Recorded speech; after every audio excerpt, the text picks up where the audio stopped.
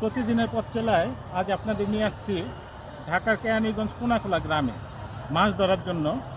আপনারা দেখতে পাচ্ছেন দাদা বসে আছে মাছ ধরার জন্য। আমরা কিছু মাছ ধরেছি, আরও কিছু মাছ ধরার অপেক্ষায় আছি।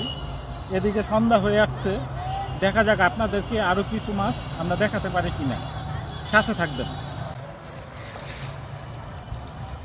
এই তো আর একটি কই মাছ এসে গেছে। শুধু কই মাছে আর কই মাছ, এটা দেশি, সবগুলি দেশি।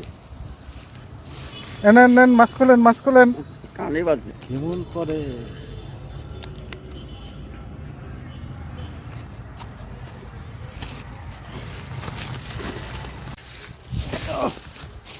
এসে গেছে আরো একটি টাকি মাছ।